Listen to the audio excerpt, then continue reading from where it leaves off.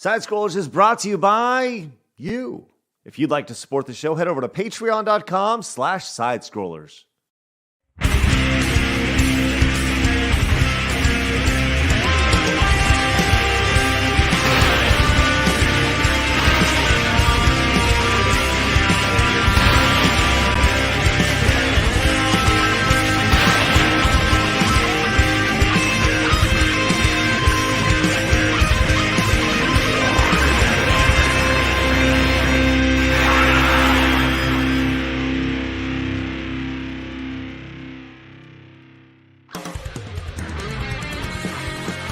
It's time for Side Scrollers on YouTube.com with me, Stuttering Craig. I like movies that have sand in them. Wow. He doesn't like it in his mouth. And producer extraordinaire, Travis Key. I don't like the texture in my mouth. What? And brought to you by you, the G2 community at patreon.com/sidescrollers. And now, broadcasting from our homes, it's time for the number one gaming and entertainment podcast on planet Earth. It's time for Side Scrollers. 5, 4, 3, 2, 1. Oh, welcome on out to Side Scrollers on YouTube.com and Rumble.com and Twitch.tv and Kick and Spotify. What's going on, everybody? Hi, I'm Stuttering Craig. It is Thursday. It is time for a one-on-one interview. Today we have a special friend, a longtime buddy, who has excelled in a very niche market, which I can't wait to talk about, which is good. But first, I want to remind you guys, once again, live over on Rumble at rumble.com/sidescrollers. We just passed 48,000 subscribers as we close in on 50,000 subscribers over on YouTube. So hit the subscribe button. Our goal is always 300 likes every single episode. So hit the thumbs up button. Oh, baby, we got a good one. And next week, next Thursday, our one-on-one interview will be with John Graham, the innovator, the creator of Arby and the Chief from back in the old machinima days, a landmark show from back in the late 2000s, early 2010s, as a show that has continued on, which is pretty cool. So we're going to be talking to John about that. Tomorrow on Side Scrollers, we are going to be doing a special event. Change of plans. We're making it up as we go. Tomorrow, we are going to do a special Super Mario Wonder Spectacular, where I'll be playing through Mario Wonder with friends showing up as we go through and pick it up and getting their thoughts on it as we go. So Mario Wonder tomorrow on the show. Moving away from the podcast, just for a special event as we celebrate a game that I'm really excited about, because why the hell not? Because why not? What are we doing here? So anyways, another reminder, coming up, we have a big cosplay show coming up on Halloween. So if you're a cosplayer and you like to come and talk about your favorite hobby, you want to dress up and look like whatever cosplay you want to do. I'll be dressing up on Halloween. It's going to be on obviously October 31st. If you're interested, please contact Blabs and she will talk with you and possibly get you booked. So with that said, let's introduce our friend today, our one-on-one interview. Let's find out if he's excited for Super Mario Wonder. Hey, it's Bill from the Game Chasers.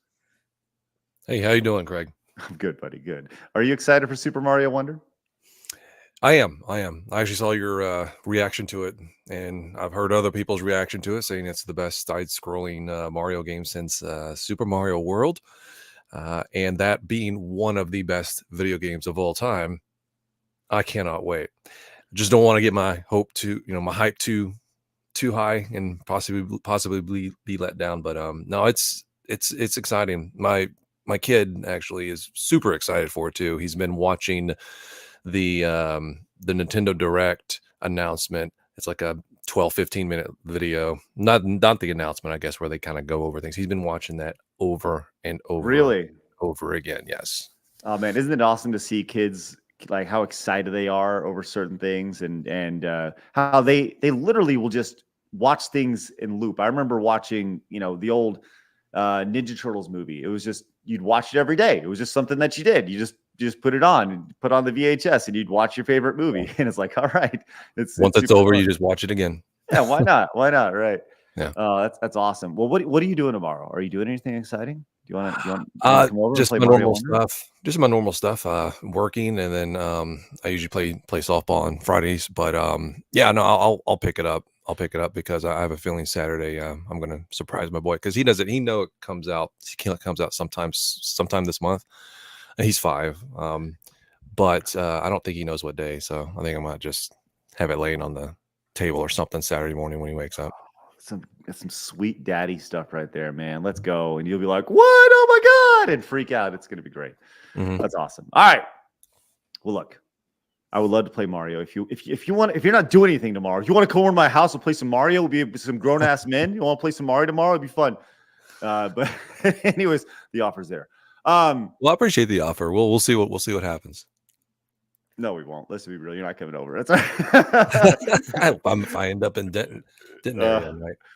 All right.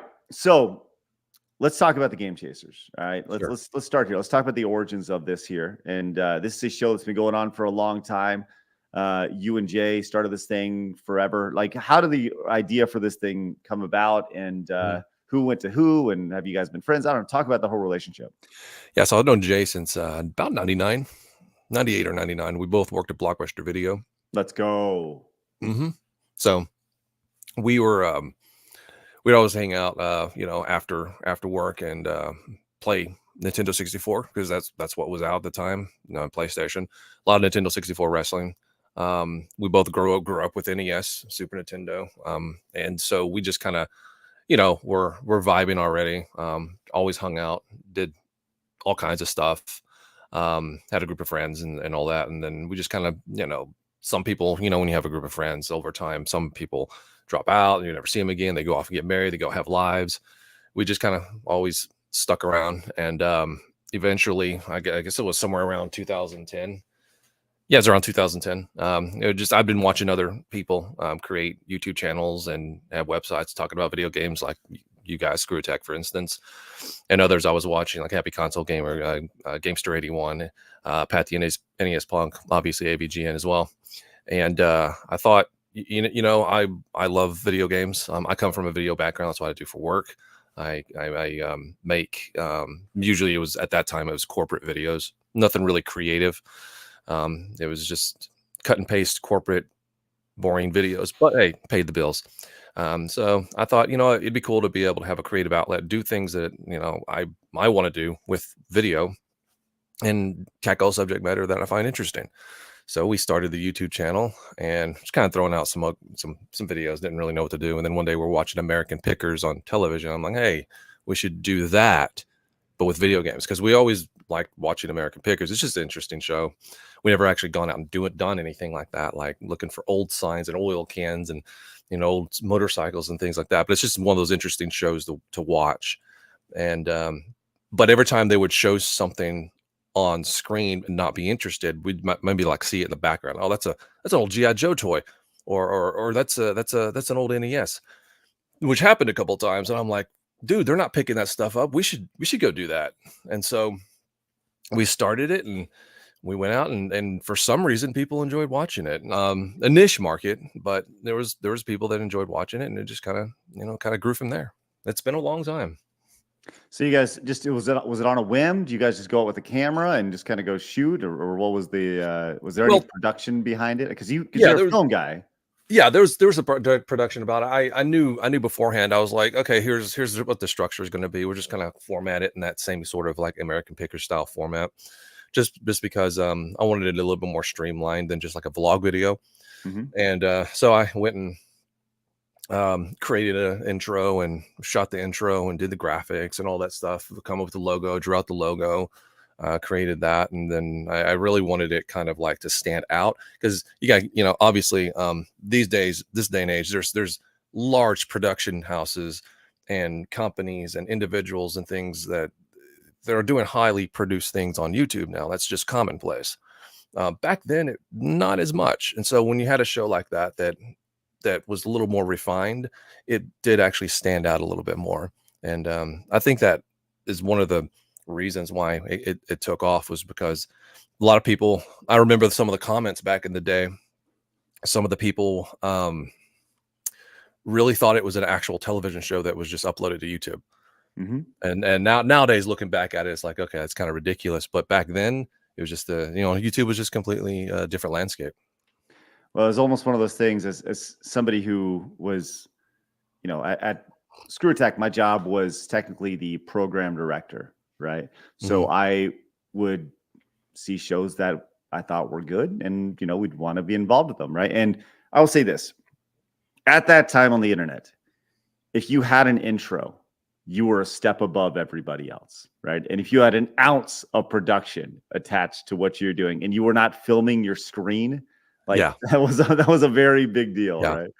Because it's funny because you mentioned the inspiration behind the show being like American Pickers, right? And that was the inspiration behind like a show that we did as well. Everything, obviously Death Battle was inspired by I think it was called, I don't know, Deadliest Warrior on Spike TV.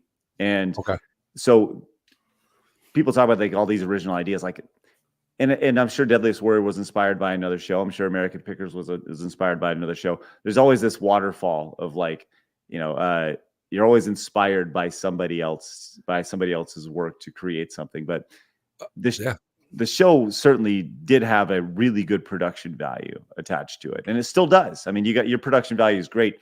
Have you guys ever been like actually explored the TV route of the show and pitched it to networks and such? Many times. There have been at least 4 occasions where over the last decade where somebody has come up to us and said, usually it's a production company that has previously worked with companies such as like maybe Travel or History Channel. So they have a working relationship and they say, hey, we want to use what you do and kind of refine it, a little bit and pitch it to, the networks. And we've done it a few times and nothing's come from it. One time we actually had the opportunity to, it was a little bit more because it was more of like a direct sort of communication from somebody with the History Channel. Maybe I shouldn't have said that, but whatever. But what they wanted to do was like they wanted to what we do, what we've always done is authentic. Like when we go out, we're gonna either find something or not. Now the days that we don't find anything sucks, but it's just 2 dudes and a camera. We really haven't lost anything other than time. When you're talking about a production for a television show, they're not going to tolerate sending out a production team to go shoot a show and have nothing that they can actually use for the show because it's all just nothing was found or anything like that. That's a waste of money. That's a lot of resources that they're not going to devote to that.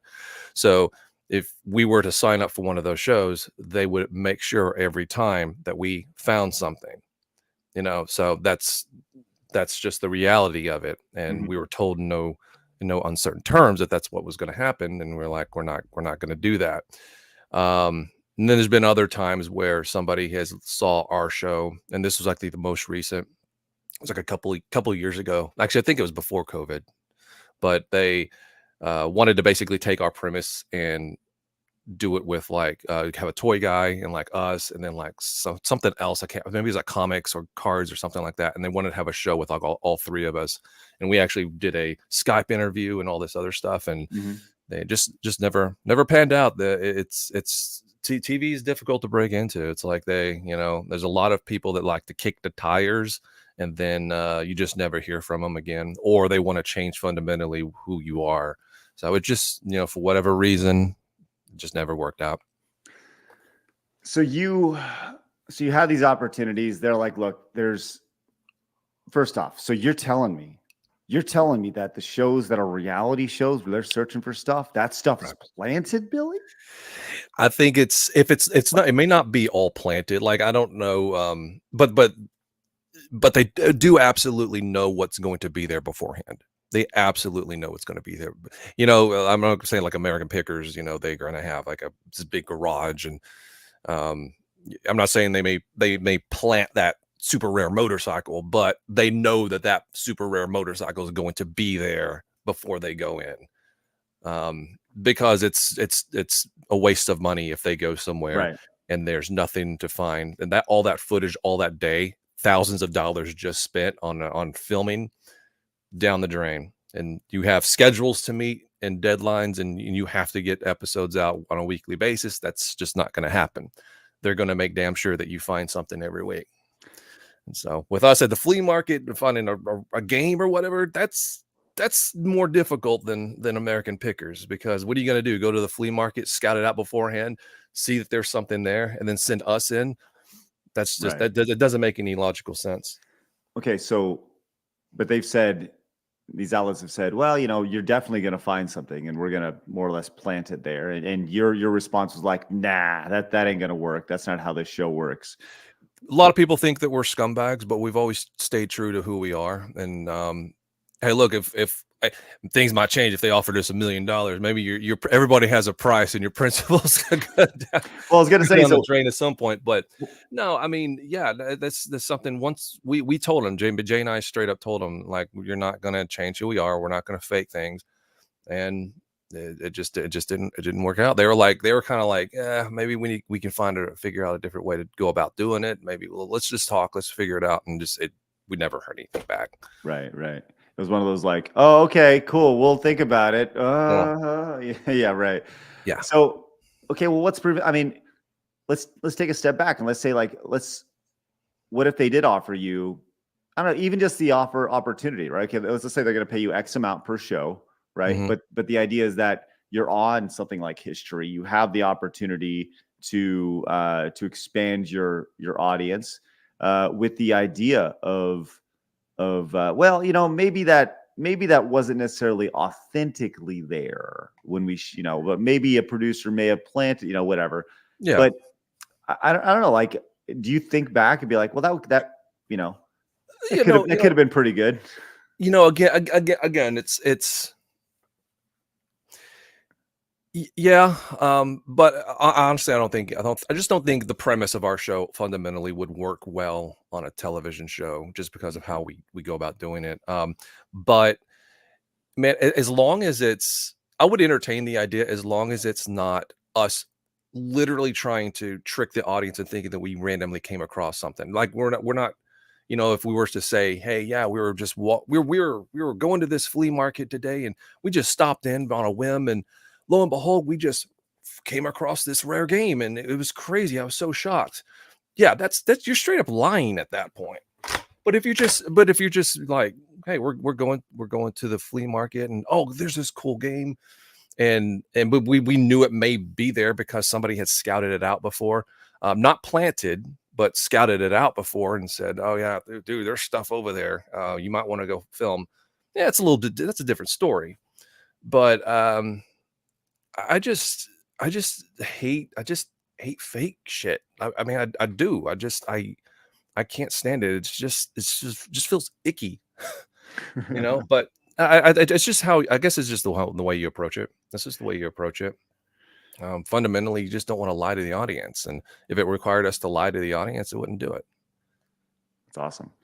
And I do agree. I dramatically. I think one of the most fascinating things about it is you go in and you deal with people who have had a lot of these games, a lot of this stuff for a long time, and they're just kind of like looking to offload it and looking to make a buck. Some people know what they have, some people don't. Yeah. You said, I was watching a video where you were talking about this one guy he's like, come back in a couple weeks and I'll have a bunch of stuff for you. And you're like, it never works out. It never works out that way. This is just how it never is. Talk about, dealing with some of these people that you deal with, and kind of the some of the crazy stories attached. Have you dealt with anybody who's been truly unhinged? Are these guys just trying to make a buck? Do they know what they have? Or like, give me kind of a rundown of all that. Well, over a decade, you basically run into every sort of person you could possibly imagine. Yeah, most of them are just looking for a buck. Others are, yeah, I know what I have. Some people want over eBay prices at the flea market. Some people are just looking to get rid of the stuff because it's taking up space, and they just want some quick money. I can't really think of many unhinged things other than one thing that happened early on.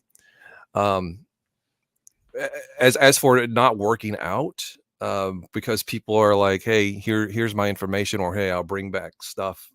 I know what you're referring to, and yeah, that was irritating because that was like 2 hours away, and the dude did not want us to. He didn't want to give us his number or any contact or anything, so we couldn't verify. He was just like, "Yeah, come on out." So we had to drive 2 hours out, and just for him to say, "Yeah, I didn't get a chance to go to my storage unit."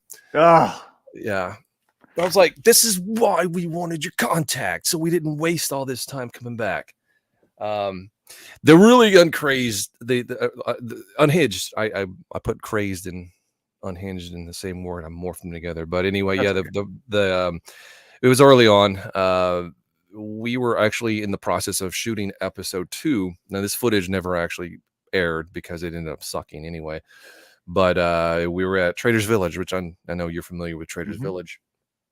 We're at this booth. This lady has games everywhere, and there's a lot of PlayStation games, and I picked up a PlayStation game. Now I don't remember exactly what the game was. I feel like it may have been like Metal Gear. Maybe Metal Gear. I don't know what it was. Point is, I opened it up because, hey, look, whenever you're buying a disc-based game, don't you want to look at the disc and see if it's all scratched up? Isn't that something that you would just logically want to do? Of course. Well, not in this lady's world. In this lady's world, when you open up a PlayStation game and look at the disc, you're stealing. And she started screaming at me in English and in Spanish, saying, "You are stealing from me. Get away. I am calling the police." And I'm like, "Look, you crazy bitch. I didn't actually say that. I am just looking at the disc. Like, you really want me to buy something sight unseen and I get home and all I get are errors? That's not happening." But anyway, she's like, she must have a photographic memory because literally a year later, I Oh, you were locked in, and huh? this She knew and you, this huh? and this was actually caught on camera and was in an episode.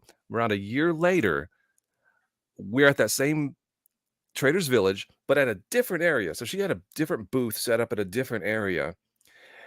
And I walk up and I don't even recognize the lady at all because, hey, look, I look at 100 faces a day during this.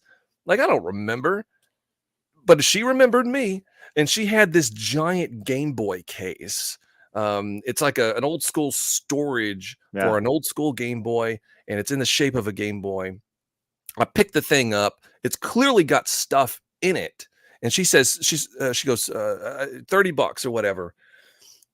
And I don't know if I don't know at this point she recognized me. However, she ended up eventually because I'm holding this thing and it's like, okay, cool, $30. I wonder what's inside because clearly this thing has does it have the Game Boy inside of it? Does it have games inside of it?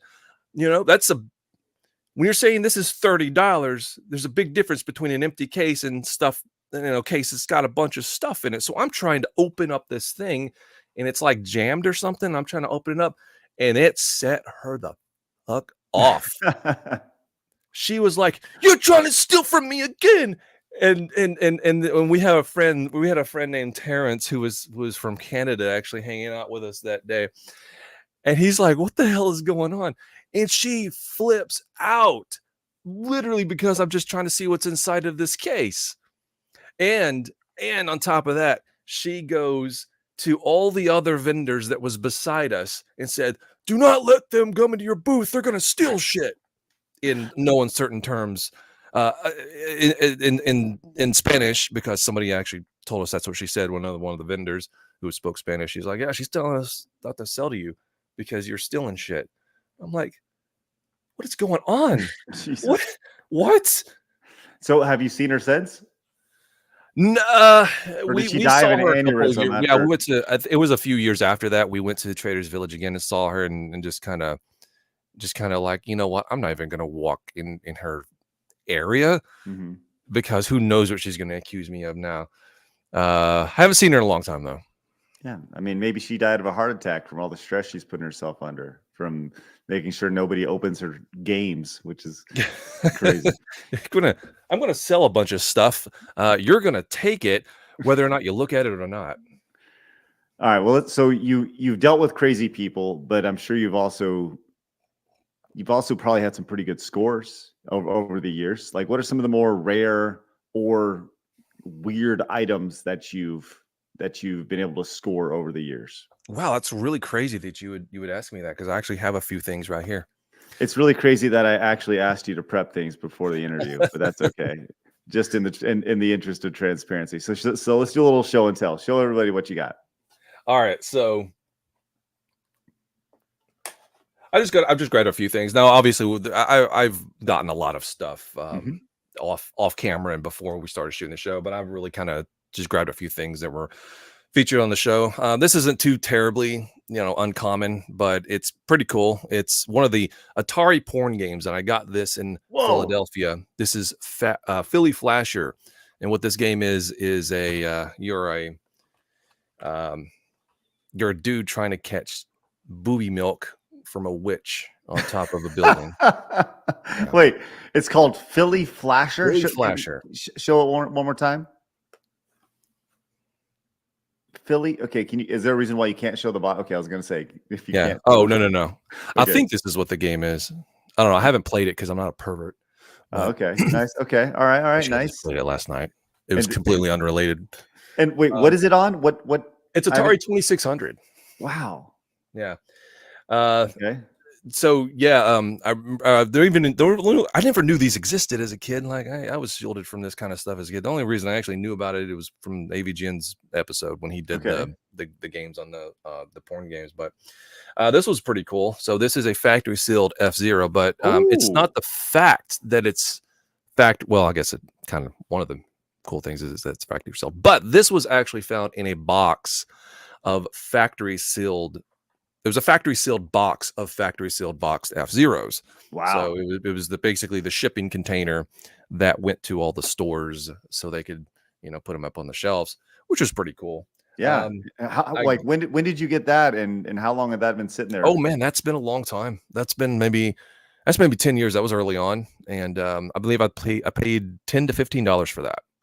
Wow. So, but there was a guy, and yeah, he had several of these shipping boxes and was just opening it up and then taking them out. Our friend Rue from 16-Bit Gems actually was there at the time as well. He bought an actual shipping container off of him, right?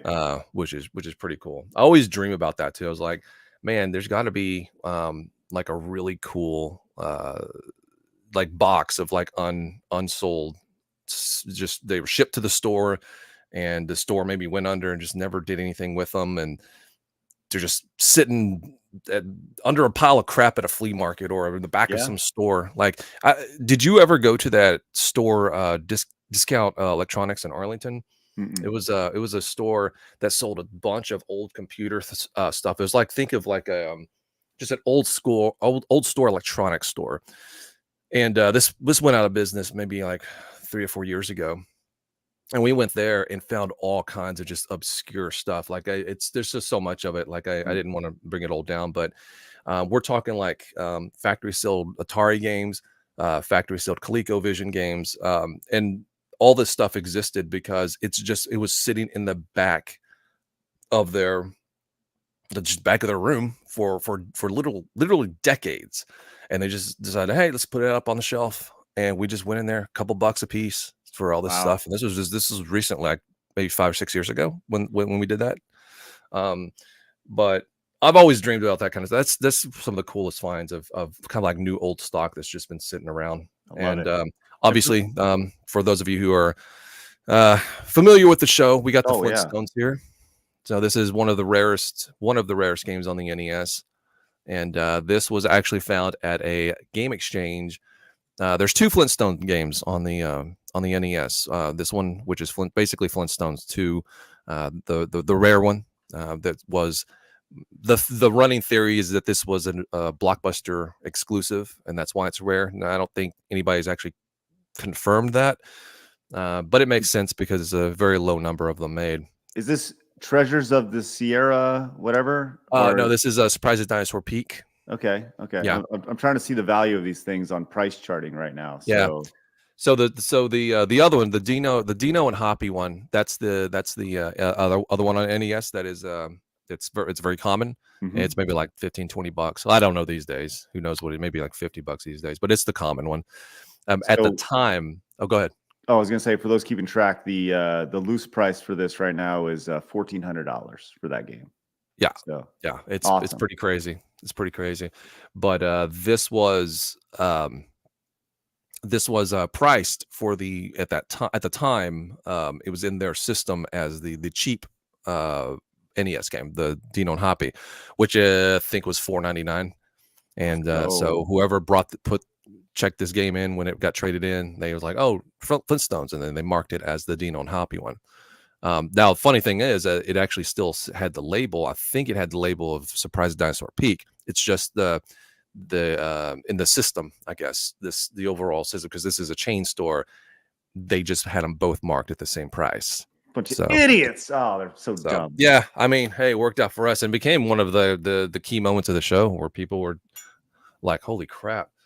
Thing is like you go out and you do this as often as we do, it's just inevitable. You're going to find something crazy and it's just going to happen. It's just statistics, is a numbers game. You just have to consistently try it and do it. You're going to fail way more than you succeed. The last thing I have here, this is cool just because it's the crazy sentimental personal story attached to it. We were actually on our way back from MagFest, and we found this old video game store that sold retro games in Arkansas. This was around Malvern, so it's a little outside of Little Rock, and we just kind of randomly came across it and it's like, hey, let's go inside and see what they got. And the guy there who actually had been buying inventory from like all around the area and even into Texas. He was buying a lot of his inventory when other video stores, rental stores and things like that would go out of business. He would buy up their inventory, and he's been doing that for decades. Well, one of the places that he was actually buying some of his inventory from was Jar Nintendo. Now, Jar Nintendo is a rental store it was in Grand Prairie. I don't know if you were ever familiar with it. No. Okay. But this place was where we would always rent our video games growing up as kids, and we would just go there constantly. And this store in Malvern actually had this sign, which is a Super Nintendo display sign that would go inside stores and, kind of show, hey, we have Super Nintendo games, so you want to come inside and get Super Nintendo games, we got them. One side is actually sun faded, so we know that this side was actually the side that was right, towards the window. So this was definitely hanging up in a store, and he proceeds to tell me, I see the sign at this store in Malvern, Arkansas, and I'm like, this is cool. I didn't have a lot of money at the time because we had just blown our wad at what little wad we had at MagFest, just going there and coming back. So I had just like $20-25. So I ended up getting the sign because I just thought, hey, whatever game I come across, I can find that anywhere else. But this is a really cool Super Nintendo sign. I really think it would look good in my room. I kind of want it. Not knowing at the time that he actually had gotten that sign from Jar Nintendo. He was like, this actually came, he believes it came from the Jar Nintendo when he was buying all that inventory up several years back. So it's pretty crazy that I ran across a sign in a store 5 hours away that I probably passed many times renting video games as a kid. That's amazing. Yeah, the sentimental attachment to that is just the coolest, and I love it, man. I love it. Would you ever sell that, or is that something that you are like, nah, it's mine forever? Nah, I'm not. I have no reason to sell it. The thing is, it's like a sign like that. What's it worth? Like $50, $100 tops. That the sign's worth more than that to me. Right. That's great. Good for you, man. That's awesome. I love it. So we've talked about these people that you've dealt with on like a, when you go out and you do collecting. Do you ever feel like you're dealing with like hoarders or people like who are hoarding their stuff and now, or have you ever ran into any hoarders along the way and that like they're being forced to depart with their collection or their stuff? No, I don't think we've ever run across anybody like that. Usually if we go to somebody's place, or anywhere really where people are wanting to sell, it's usually that, hey, we're wanting to sell. The only thing that we came close to something like that is a few years back. My cousin Chris had actually run into a guy at a video game store, and this guy was saying, "Yeah, I'm thinking about selling all my stuff. You guys want to come by and take a look?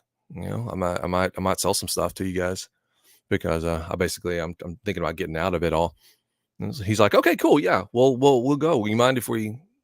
I don't even think he knew us. He didn't know us, and we know we had to show. But my cousin Chris ended up telling him that, and so we went up there with cameras and went to his house, and he was like, "Yeah, come on in. I'm gonna get rid of some stuff.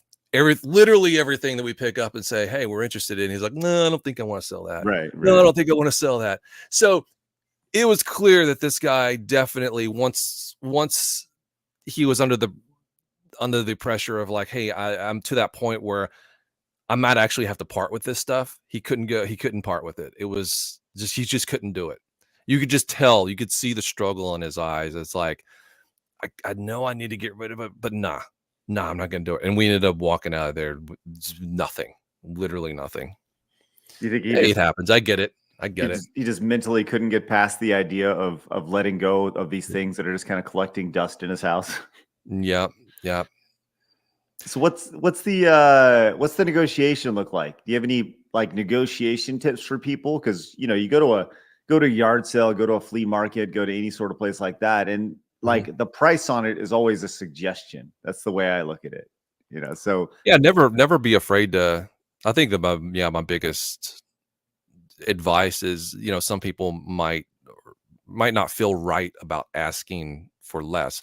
All right, this isn't a retail store. Now, retail stores are obviously different, but you're going to a garage sale or a flea market, don't ever be afraid to say, will you do this amount of money? Like, if you're not comfortable paying what they're asking, you may be the first person all day that's asked for that, and they're just trying to make some money, and they just throw out a dollar amount off the top of their head.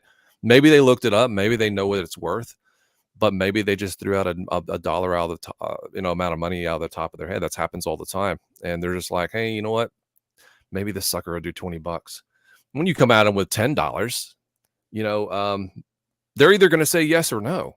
So no, it's not. They're not going to punch you in the face. It's never happened to us anyway. So just ask, and if they get offended by it, who cares? You're never going to see them again. All right. No, you don't want to insult somebody. If they're asking $20, you don't want to ask $1 unless it literally is worth $1, which we've actually I've done that before where, in fact, this happened last weekend when we were shooting. Somebody was asking $30 for something. And I'm like, okay, I really actually want that. It's RoboCop versus Terminator. I was like, I really want that. And this guy was a little surly. Like he knew his business in his head. And this was at a flea market. Mm-hmm. In his head, he knew he was right about everything.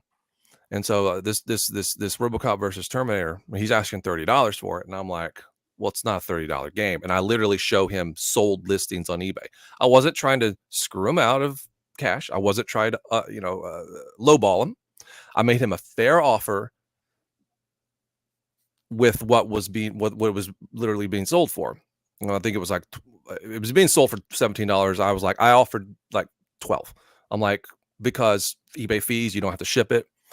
It's not like I offered him $1 or $2. I offered him a very fair amount for what it was literally selling for, and he was not having any of it. He was like, nah, I'm not going to do it. And he was surly and angry and cantankerous. And I'm like, cool, see you later. I mean, what's going to happen? Like, you just, ask. Always ask and try to come to an agreement with somebody. Some people are going to be okay with that. Some people are not. But at the end of the day, if they're offended by it, who cares? You're never going to run into these people again. Just be fair with people.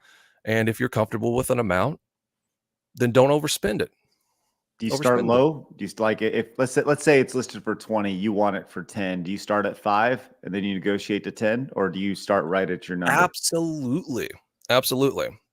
Sometimes honestly, sometimes like we start low, low end where it's reasonable, and sometimes they just immediately say, yeah, whatever, take it. And I was like, okay, cool. I went down to 10 expecting you would say 15, but you just took the 10. So that happens a lot too.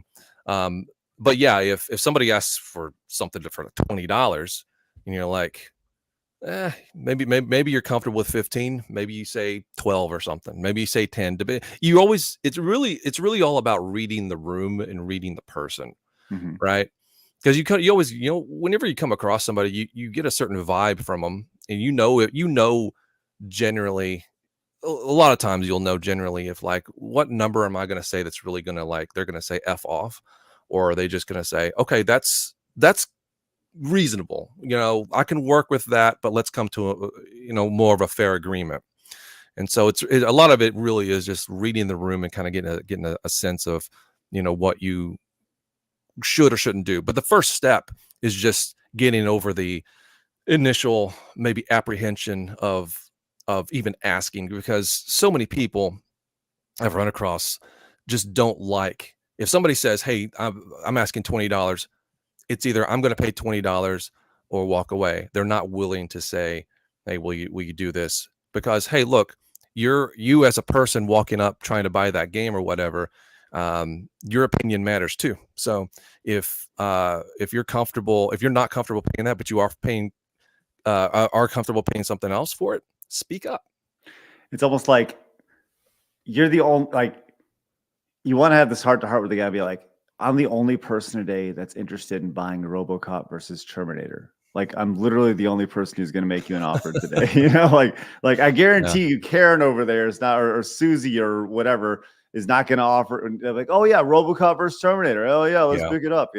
Like, this is your chance. Not only is it your chance, it's my chance to pick this up. Yeah. And look, it's changed over the years. When we were early on, when we were starting to do this, we did lowball a lot. And we kind of got a reputation for lowballing, but that's just because we were broke as shit. And plus things weren't as expensive as they are now, but let's talk.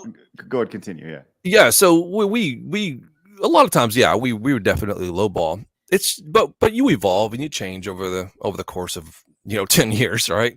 You start kind of learning okay, this is more of an appropriate way to handle things or do things, and just kind of grow a little bit, but still try to be fair with what yourself, and accept that, like, hey, look, I'm willing to pay this. And if it's more than that, I can walk away. It's no big deal. But if you want money and I'm standing here and you want my money, this is what I'm willing to pay. If you're okay with that, let's make a deal. If you're not, no worries. All right. So you touched on something that's actually, I think everybody's seen it. Obviously, there's been inflation across the board in the United States, but in the gaming space in particular, the retro gaming space in particular, the inflated market is just insane. You have games that were going for $5 that are now going for $60, $70, $80, $100. And when you walk into any sort of store, your jaw just drops at the price that these people are asking for these games. So there's a few things there. I asked Twitter, as always, or X, I'm sorry, if they had any questions for you. And our boy Dan Vask actually wants to know if you had any general tips for collecting in the current inflated retro game market. Man, honestly, I think literally everything I just said, like, especially if you're going to a retail store, their price is the price, generally speaking. There are going to be some owners they're like, hey, look, you know what? I'll work with you. We run into that all the time. It's not just because it's us. But generally speaking, they need your money more than you need that game, right? So don't overspend on something, especially now. Like everything's inflated, and there's a particular game that you want. I don't know. I keep saying that like prices are going to come down, but like every time I say that, they just keep going up. But I feel like there will be a time when the prices come down. Like everything is on a bell curve, like literally everything, because the guys like us are just who get older. The newer generations are going to care less and less about this stuff. So if there's a game that you really want for your collection, and maybe just hold off a little bit and see if prices come down, or emulate it. Like I have no issue with emulation. I'm not one of these snobby collectors that's like, hey, it's either physical or nothing. Now, I prefer physical. That's why I have a game room. That's why I have all these Super Nintendo NES games and things. I like the physical carts and be able to play them on a CRT, just like I did growing up. I prefer that. But if I'm not going to, pay a couple $100s for a game, when I can just emulate it, like it's kind of, I don't know, if you do what you want with your money, right? But I just personally wouldn't throw that much down on any game these days. So I would say just maybe just hold off. And look, also, like I said, repetition. Like if you're not finding anything at the flea, maybe you would find some decent deals at the flea market. You just got to keep going. Find your local flea market. Keep going to garage sales. Believe it or not, there's still people out there that have old retro games in their closet, and they've just literally been, even in 2023, or their attic or their basement. I don't mention basements usually because we don't have them here in Texas, so I don't have a frame of reference, but all that stuff still exists out there, and they're still being put out in garage sales even in 2023. So look, go to garage sales, go to all these places, go every weekend, and eventually you're gonna find some stuff. So it's just, but it's hard. It's right. It's hard. Like it's hard to shoot the show sometimes whenever you used to be able to go on a weekend and pay like, $20-$30 and find a bunch of games. Now you're tripling that or quadrupling that. Well, that brings up the next question, because Com came in with the donation, says, was always curious while watching your videos, what was your general budget for video games when going hunting? We don't generally just have a budget. It's we don't walk around with hundreds in our pockets. We generally will just pull out maybe like $100 and try to find what we can find, throughout the day. And if we run across, and usually that'll get us through, because we're finding like, oh, there's a single game here, there's a couple of games here, and usually that gets us through. In a few occasions where it's like, oh man, we just ran across like this amazing lot of stuff, but the guy wants $200 for it. Yeah, we just run to the ATM and grab some more money if we have to do that. If it's an opportunity or a deal that's too good to pass up. But we don't go out looking to spend hundreds of dollars, when we're filming. It's especially these days, because man, that's only going to get you a few things. But come back with a game, yeah.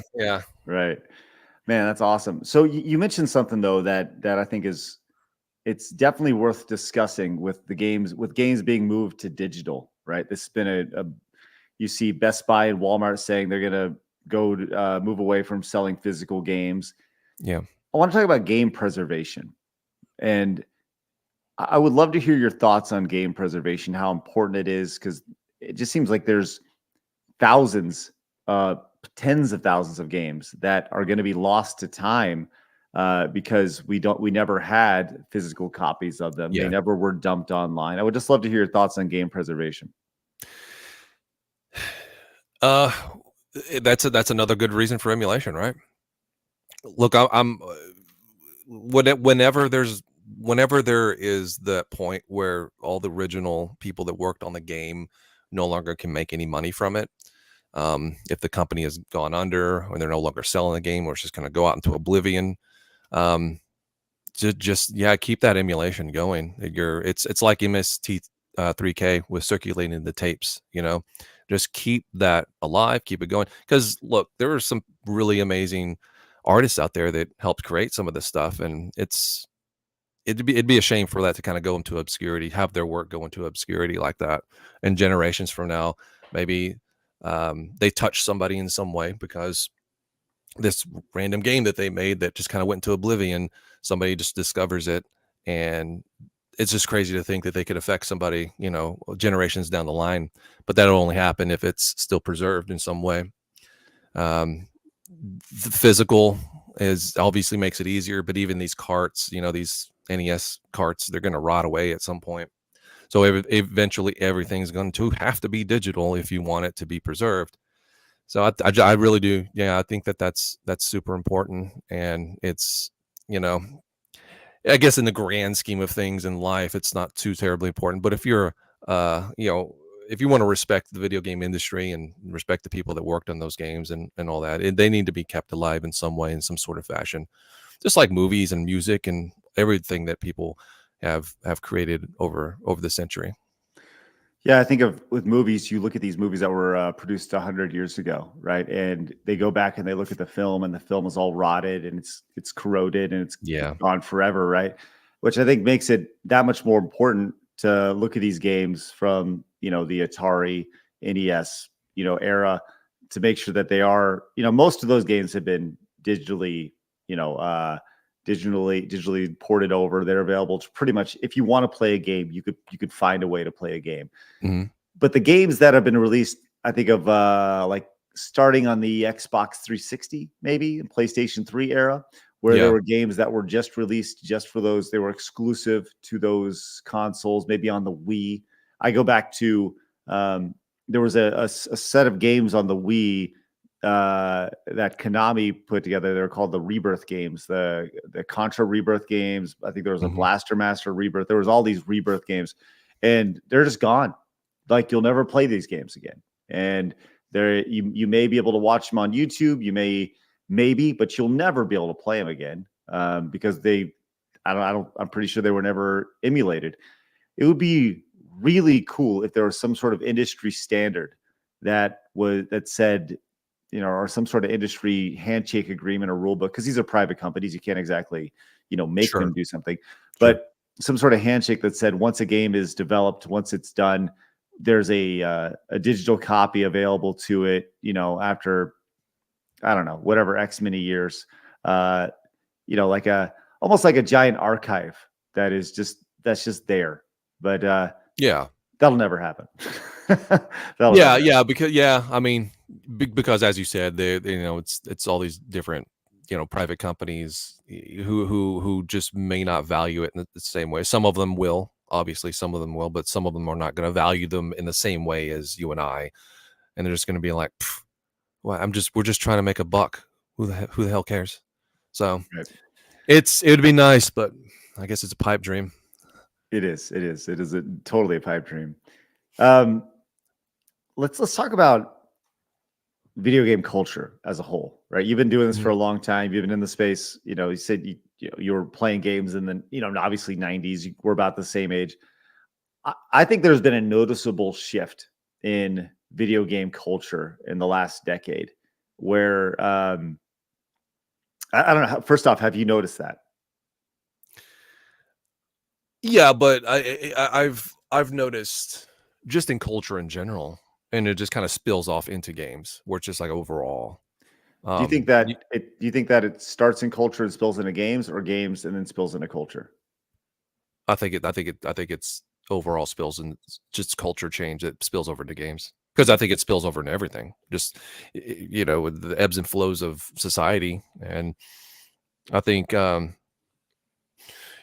Yeah, you just kind of I'm not sure if everybody who starts to age kind of feels that same way, where you start to kind of feel like a fish out of water, but you definitely notice it over time, where it's like that thing that I could say I can't say anymore because somebody's going to try to take everything from me. So right. The cancelization of video. I definitely feel like there was this does sound very old man, where you go like, back in my day, you could say what you want and you could tell people how you really felt about them, and you could do it without any sort of fear of repercussion, because you were talking, like people talk. And I still feel like there's that it's definitely, people want to, but it's fear. People are scared now. Yeah. They're scared of what can be taken away from them or whatever it may be.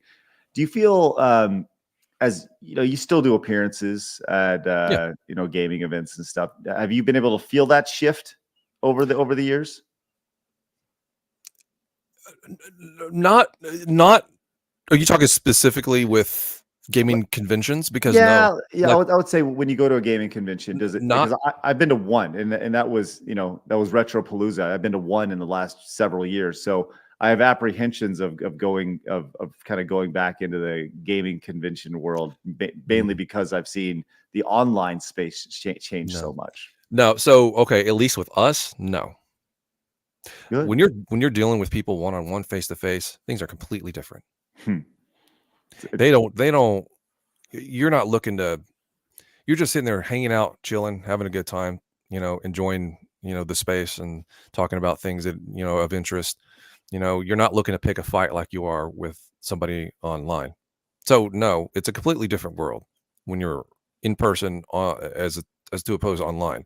The culture overall online, at least for us. No, I can't speak for anybody else, and I can't speak for some of these bigger channels that have more of a expanded fan base that may come to see. But for us, look, just come by the booth.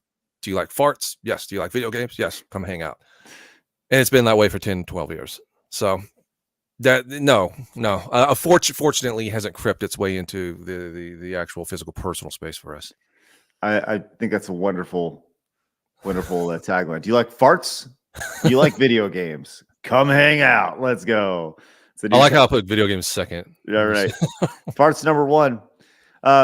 So when you go to these events, have you dealt with any like crazy fans or anybody who's kind of taken that too far? They're meeting you and they really want to hang out for a long time, or they always want to touch you or whatever? No, not really. Well, you have people that want to maybe exchange numbers and hang out, and I'm like, I don't really give my number to anybody.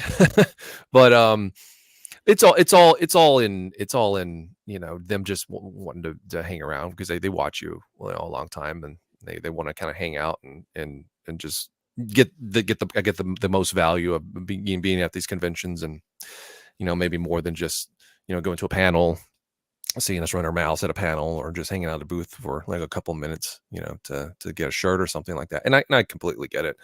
I actually appreciate that, because it makes me know that people still enjoy us, still care, still want to hang out. And I'm like, it'd be awful if they didn't. That then we know we need to retire. As far as like anything crazy, as in like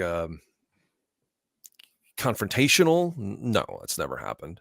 Because you do have people online who really, really, really don't like you. Oh yeah.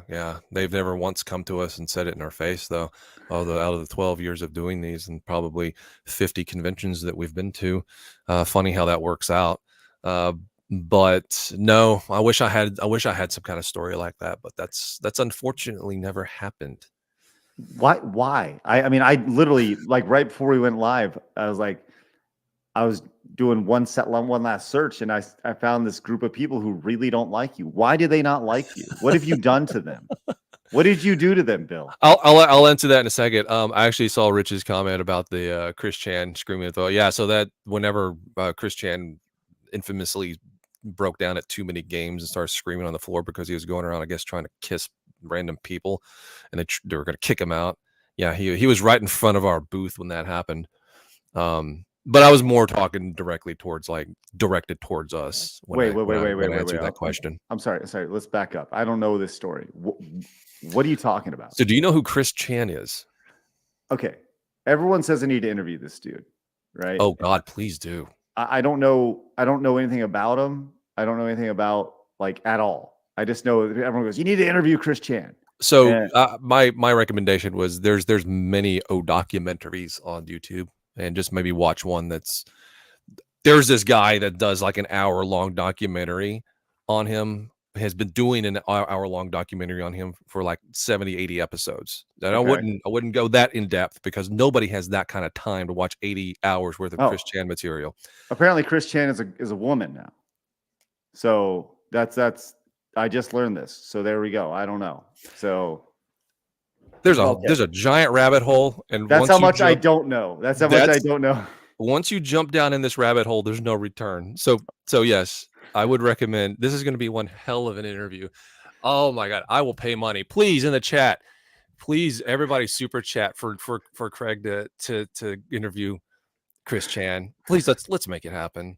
Well, so Let's okay. make it So happen. what happened? I don't understand. This is at an event. You're at too many games. You said this was So up in Philly, right? there's an infamous moment where he was going around. I'm sorry, she at the time. You could just say Chris. Chris. Well, I think it's technically Christine. Well, you're just shortening to Chris. I'm Your fine with buddies. that.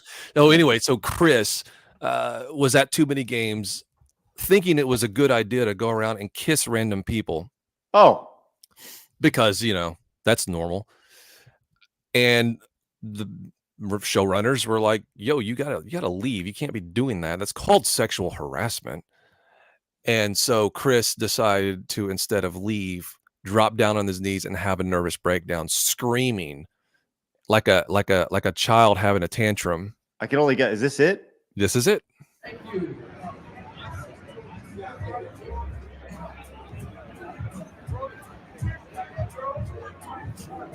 This is Yeah, that's happening. right. Is this, So, yeah, is this that's your foot? Is this your no, foot? no, Right? no, no. I think so. Our booth is basically behind the camera, I think, at this point.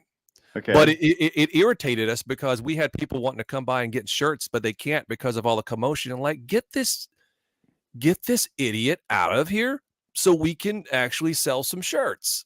Okay. It was irritating. That this lasted for like 30 minutes. I'm like, come on, kick him out. So, Jeez. all right. Like, God, look, he's literally got mental problems. He should be institutionalized. And I say that knowing what he has done. So I would recommend watching a little documentary there on him. Seriously, there's something off with his brain. I like that you're most upset that this person broke down in front of your booth and that nobody could buy shirts. Like this fucker breaking down. These fine people want to buy shirts. Get the fuck out of here. I'm sorry, but I don't really have any sympathy for somebody who is going around sexually molesting people. Well, I guess not that far, but sexually harassing people and then gets told to leave and then starts throwing a tantrum like a 2-year-old. Like, I'm sorry, but my sympathy meter for that is on extremely hell of low. Like, it's down. All right. I don't really get the hell out of the booth so we can sell our damn shirts because we got to pay for this trip that we just took to Philadelphia on our dime. But yeah, no, it's definitely worth an interview. I don't even remember what we were talking about, by the way. I don't know. This is a bit of a tangent.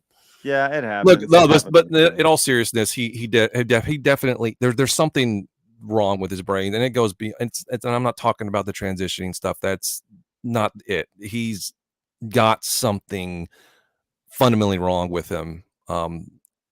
Like delusions and all this other stuff, and he needs literal help, like actual help from professionals, and for some reason his entire life he's just not gotten it. Like he needs help, meds, something. It's insane. Good luck to that person. I guess that's the only way I can say about it. Good luck. Yeah. I don't even know where to go with that, which is good. Yeah, but if you can get him on, oh my God, you would have as many people on here as you had the DSP. I don't know. Look, the thing about the DSP interview, which is amazing, is we've far surpassed that interview as far as like we've grown considerably more after that interview. Mm-hmm. And by the way, I think the interview was great, and we'll always be connected to it. But we've done so many other great interviews and so many other great shows that have surpassed the live viewer count of that since then. But obviously, people will look at that one. But hey, whatever I'll talk to that anybody. number is, whatever that number is, this will be higher. He may be the internet's longest running lolcow. Oh Lord, I don't know if I want to go down that road, but we'll see. Maybe one day, but not anytime soon. We'll see how this goes. Oh, okay. So we were discussing people that hate us. Yeah. So why do people hate you? because I don't know, because our faces, we rub people the wrong way, and I get it. Like, I probably would look at us and not like us if I was watching, just from an outsider's point of view. Look, you do things online, some people are just not going to like you. That's just the way it is. True. I think a lot of it also has to do with the fact that we were finding stuff for really cheap, and other people were kind of jealous that we were finding things for cheap, and they just wanted to hate us. But I think in general, if you do stuff on the internet, you're going to get haters. It's just the way it is. And we're not angels. We're not trying to, say that we're perfect. We've paid less for things than we probably should have, and probably should have paid more. I mean, we're not perfect, but yeah, we try to do things differently these days. Whose business is that? Like, look, you offered a price, they accepted, and that it is what it is. Like, so they're upset at you about that? There's a few moments that I feel bad about. Okay, personally. like what? Okay, so there was the store in Malvern where we found the sign. This is just Mike and Jimmy. There was two guys that run the store. They were just really cool guys. And there was we went there, I think it was the year after that, and there was still early on. I think this was like our second or third season. But there was a game on the shelf, Metal Warriors on the Super Nintendo. Mm-hmm. And at the time, I think it was like $100 game. Yeah, I knew it was really uncommon. I didn't know what the actual price of it was. I knew it was really uncommon to rare, but it was actually on the shelf for just the common Super Nintendo games. And I think it was, I don't remember what the price was, $10 maybe, 5, 10, something like that. And I knew that it was going to be worth more than that. But instead of telling them like this is priced wrong or whatever, I just went ahead and bought it. I feel bad about that because those guys were really cool, and hopefully we've made it up to them in other ways since then. I made it a point to, even off camera. But at the time, I was just like, oh, I just got caught up in the euphoria. This is like another Flintstones. I found this really rare game, and it's worth more than what's on the shelf. I'm just going to go ahead and get it. But then it's like, this isn't like a big corporate store. Not that should make a difference, but just because we've been to this store before, the guys are cool. If that had happened now, I would absolutely tell them. I would say, hey, look, this is priced wrong. There's no way I would try to just buy it and then get out. So and these days I would never do anything like that. But if I look back at it now and I watch that video, I'm like, man, it's just, I feel like a scumbag, and I'm kind of mad at myself over it. So stuff, just that's probably the main one. Part of me, I understand where you're coming from with that. You want to treat people with respect and all that, right? And obviously pay them for their product. But it also goes back to, how much did they get it for? Did they buy it for $5, want to sell it for 10 and think they're making money? I mean, like, I don't know. Part of me is like, yeah, I get it. The other part of me is like, well, they're the ones who didn't do their job, and so am I the scumbag with that? I don't know. Maybe I am. Maybe I'm getting caught up on the idea of you getting this deal. Yeah. It's kind of a gray area, right? It's like, okay, if it was GameStop, would it have been different? No. If it was GameStop, I wouldn't care, because it's like they have people in place. It's their job to to make sure that whatever they have, and they have a system, an overall corporate system, with people whose jobs are to, hey, this is what this stuff is priced for. If you don't price it right, like I really don't have much sympathy for that. But this is just like a mom and pop shop with somebody who just simply made a mistake. These days, even if honestly, if it was just a little mom and pop shop and just somebody just trying to, survive or something like that, just owning a shop that selling and doing what they love, even if I didn't know them, like these days, I wouldn't do that anymore. If there was something super rare on the shelf. Now here's what I would do is I would, if I don't know, whatever, say something is worth $300 and they got it marked for $10 on the shelf. What I would do is I'd go up and say, hey, look, I'd feel like an asshole right now if I bought this because it's worth $300. You got it marked for 10. Because I'm being honest with you, will you cut me a better deal? Will you maybe cut it in half for me, the actual value, and see what they say? I might do something like that. I think that's very noble. I think it's very noble. Because I would have taken that $10 and run right out the store. Yeah, I'm blind. So would I. So let's go. Grab it. These suckers. Fingers on it. You dummies. Oh, that's good stuff. But like I said, if it just, you have to kind of, it's like I was saying earlier, you got to read the room. If it's just a mom and pop shop, if you kind of tell, right? Like these are people just trying to do what they enjoy, and maybe they're scraping by, or they just made a simple mistake. I'm not gonna screw them over and do that. But if it's some jerk off, selling, just trying to get rid of crap at the flea market, maybe it's a little different. I don't know. You got to read the room. But the point is, it's like I look at those things differently now. I just because again, there's one thing you got to understand is, when we were first starting this, everybody was a hated reseller, right? When we first started this, everyone was a hated reseller, whether it be a store or whatever we go to. And I say that in quotation marks, I'm being a little facetious with it, but over the years, you kind of understand and kind of get where some people are coming from, and especially like store owners who, again, I say like they're just trying to make ends meet, doing what they enjoy doing, and not have to maybe work a corporate job. They can own a video game store. Right. You just kind of see things a little bit differently from a different perspective, and it's like I don't want to screw over those people, man. So, well, it's very admirable of you. And by the way, Metal Warriors goes for $375 now. Yeah, loose. Yeah, loose. All right. Let's go and hit a few super chats and donations. Abdulio says the games on console digital stores can and have been downloaded and extracted for emulation. The Contra Rebirth series exists on the web if you know where to look. But Abdulio, I don't know where to look, and I would love to play those games. But thank you very much, Abdulio.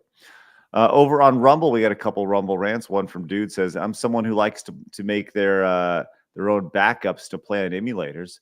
But as a collector, I just got over 4,500 games in my collection. Yeah. Would love to show it off on the next bragging rights. Oh, man, that's crazy. And Dude says, I will only accept a Chris Chan interview here if Papa Gundam is involved. That's nice. Super Sentai Hero came in with the $4.99. Says the store in Malvern moved to Hot Springs. Awful to sell, but claims he knows his stuff. Absolutely does not. Listen, isn't that the case where everybody knows better than the shop owner? Like, everybody does. Like when you want, whether it's, I don't care whether it's video games, movies, anything. Like we all know these idiot shop owners. They're so dumb. It just depends, I guess, right? No, actually, I have been to the new store in Hot Springs, and yeah, the old store was better. I mean, but it just, it happens. DB says, love the Game Chasers. Is Dodongo actually real? He has been AI from the start. Sorry to break it to you. Thank you, DB. Appreciate it. Deep cut. Orthodox Monk says, The best pulls I got was sealed Super Mario Brothers 3 gift from a relative, sealed Adventure on the Atari 2600, sealed Adventure on the Atari 2600 for $20, and a loose Splatterhouse on the TurboGrafx 16s for $5. Ooh, man, It's good stuff. That's nice. damn good. Yeah, good stuff. And we'd like to hear you chat. What about you? What's the best pulls for you guys? Love to hear that. RGT's in the chat, my boy. RGT, can't wait to get you on the show. Would love to have you on soon to talk. I can't talk stand that gameplay. guy. That's the worst Nintendo YouTuber there is. Oh my god. That guy said Chodes are a pretty cool bunch. All right, sounds good. Enjoy your farts. The Bad Elf says Chris was locked up for literally being a mother effer. He's out now, but I don't know. I don't think he's allowed on the internet. Okay. He actually uploaded a video the other day for the first time in like a couple of years. Ooh, man. By the way, these may be the biggest fighting words on the channel ever spoken. Billy sucks. You and Squadron sucks. The Billy sucks, whatever. You take that or leave it. But you and Squadron sucking. I beat that on stream 6 months ago on hard mode while drunk. Wow. It's one of my best accomplishments. That's pretty baller, man. You and Squadron sucking? I don't understand that. He's trolling me. What a dick. Oh man. I remember we did a top 10 or top 20 Super Nintendo games, and I think we actually put like 13 or 17, whatever it was. We put both you and Squadron and Gradius 3 at the same spot because it was our list, and fuck you. That's why. Because we love them both. The Super Nintendo doesn't have a lot of great shooters like the Genesis does, but you and Squadron is definitely one of them. Oh, brilliant stuff. Addendum came in, says with the $10 Canadian super chat, says Chris has been referenced by Sega in Sonic Boom, the TV show, and is one of the most documented people in history. Chris was the world's first Let's Player, and Brawny interviewing Chris would be huge. Okay. All right. Well, thanks, Addendum. Appreciate that. I'll need to do a little digging on this person and see if they'd be open for a wonderful heart-to-heart. Elite Neo says, if it wasn't for Chris Chan, pray. Would I need to get security for this? Is that what we're talking about here? Is this a security thing? Oh my god. Well, I mean, not unless you're going to invite him to your house. No. Oh my god. Elite Neo says, if it wasn't for Chris Chan, we wouldn't have that huge repo of locale documentation known as Kiwi Farms. By the way, Craig, that 79-page document Bill speaks of is the workings of a YouTuber, Gino Samuel 2.1. What is he speaking of here? So that was the Chris Chan documentary that I was talking about, where he's literally documented through 79 roughly hour-long episodes, and that's done by Gino Samuel. So that is insane. The thing about it is that Chris Chan, all the things that you could document on him are preserved, because he's been doing this, uploading videos and posts and calls for so long. It's all out there and documented for proof. That's the thing. Wow. It's not just a bunch of hearsay. Well, I'm sure there's some hearsay thrown into it, but it's pretty crazy. I mean, I just pulled this guy's channel up, this Gino Samuel person. Number one, they have found an amazing cottage industry for themselves, like going on there and making, essentially documenting this person's life, which is wow. Yeah. Amazing. The only reason I know about it is because Eric was, for a while there, he was streaming every episode, doing a reaction, streaming every episode. And so I'd have it in the background as I'm working, just to have background noise. And just, I'm sitting there working and I'm like, what the fuck? Like every 5 minutes, what the fuck? It's, oh my god, that's crazy. It's crazy. Well, we'll see. Maybe we'll get Gino Samuel on. Maybe that's what we'll do. We'll get him on to talk about. That might be kind of good too. Elite Neo says, if it wasn't for, oh yeah, there we go. Thank you so much, Elite Neo. Appreciate that. And now you've got me going down the rabbit hole. Congratulations. Goodrich Games says, question: would opening a sealed PS1 game to have it signed by a developer ruin its value or increase it? It's a good question, Goodrich Games. I wouldn't really care about the value. Like, are you having it signed because you value it? Because if you're talking a monetary value, I think that's irrelevant. But that's just my personal opinion. DB Game says another one to plug in. Game Chasers movie better than AVGN. Wow, listen to that. Well, I appreciate it, DB. Thank you. Nice. I try not to compare it to anything else, but I'm glad you liked it. Sal says bought Earthbound loose for $3 over 10 years ago. Wow, congratulations, Sal. That's great. Well, I'll tell you, let's finish actually talking about your movie. You're a big film guy, right? Like, talk about that. That's my Blu-ray collection. All you see behind me. Yeah, so I've always been a huge movie buff, and I've been as big of a movie collector as I have been a game collector. A lot of it is preservation, especially these days where something can just go off streaming and drop a hat or be edited for modern audiences, which happens, and then uploaded to the stream. Hey, it's great to have that hard copy back there that's not been touched. Mm-hmm. So I've always been a big time movie collector since I've been collecting games as well, or probably even before that. So somebody came to the idea of us doing a movie, an actual narrative, and I was like, I was like, I don't know about that. I don't think people would be interested in that. You kind of let it fall out of consciousness, and then one day I'd hit with an idea, and I was like, okay, that actually would be kind of a cool idea. Mm-hmm. So we went out and did it. What was the total production time on it from beginning to end? So shooting took the better part of a month. Principal photography, and that was like 2019 November, and then as with a lot of movies, sometimes you have to go back and do some reshoots or some pickup shots, and during our time where we were supposed to do some reshoots, well, COVID hit. Wonderful. Mm-hmm.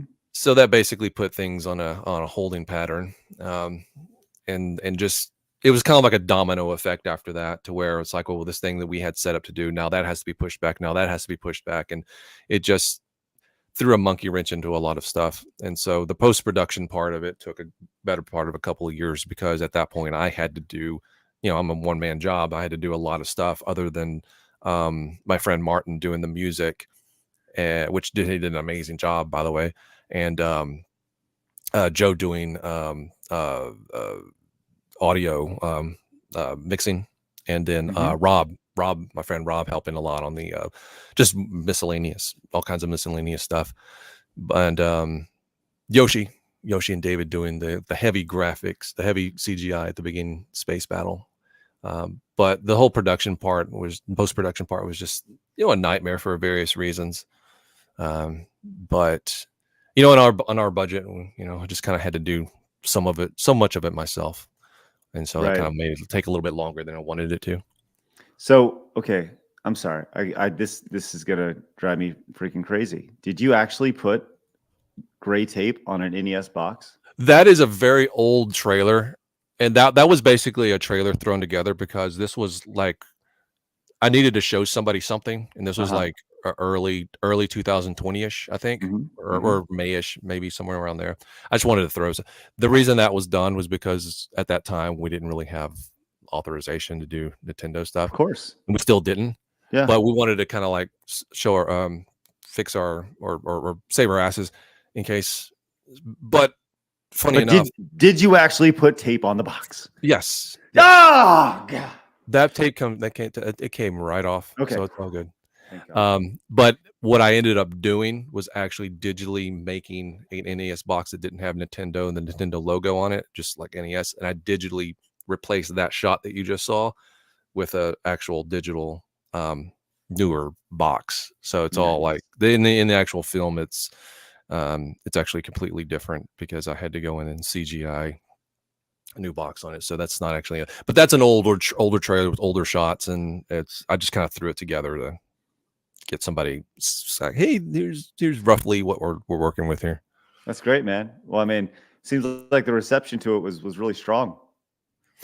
Yeah, I mean, look, we're no Steven Spielberg, but we just wanted to give somebody something, fun to watch and, kind of, look, first time filmmakers, like you're going to make mistakes. You're going to not going to do the things that you think you want to do. Like maybe your aspirations are a little bigger, then you realize that this money is going away really quicker than you anticipated because this shit's expensive.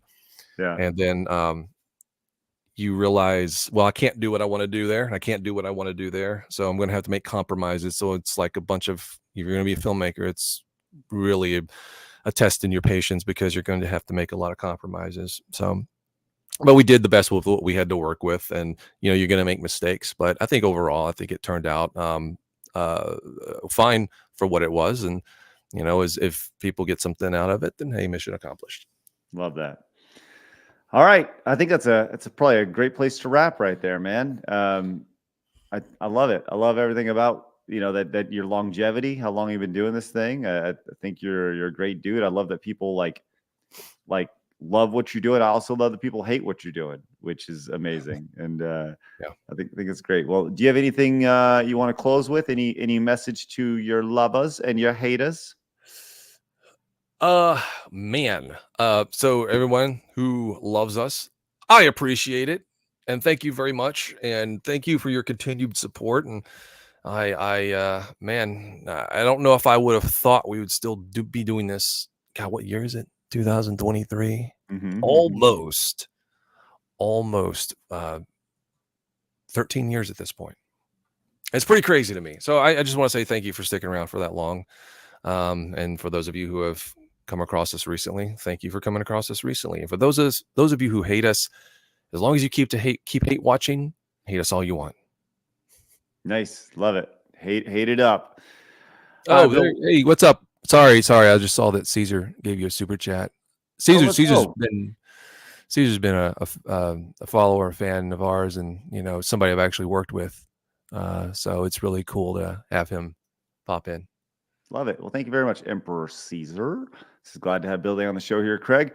I was asked to help him with some pickup shots for the movie. It was a cool learning experience. Awesome. Well, thank you, Caesar. Greatly appreciate that support. Appreciate it. If you guys haven't yet, please head over and check out the channel, man. I think it's really really important. Go check out the Game Chasers over on YouTube. Go pick up their movie, and maybe one day we'll be able to get Jay on together, with you, and we'll just do a big old retro roundtable or something soon. So just let me know. Yeah, I love that. With that said, guys, on your way out, make sure you guys hit the thumbs up button. We'd really appreciate it. If you're new, make sure you hit the subscribe button. If you made it this far, really appreciate you guys popping in and being a part of our life. Go subscribe to the Game Chasers channel. And once again, I'll be live over on the Side Scrollers Plays channel in just a little bit, playing Super Mario World, because people are comparing Mario Wonder to World, and I want to get a little bit more playtime with it, because I don't know if I've had enough playtime with Mario World in my life. I just really feel like it's important I get some time with it. But tomorrow we'll be having a special event on the channel, as I'll be playing Mario Wonder with all sorts of friends showing up throughout the stream, starting at our regular time. So there'll be no regular Side Scrollers show tomorrow, more like a Side Scrollers Mario Wonder Spectacular Fun Time. That's what we're going to call it, because I just made it up.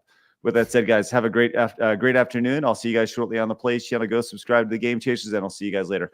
Remember, people are going to try to keep you down. Don't let them. You guys got that goal. Go get it. See you guys. Bye-bye.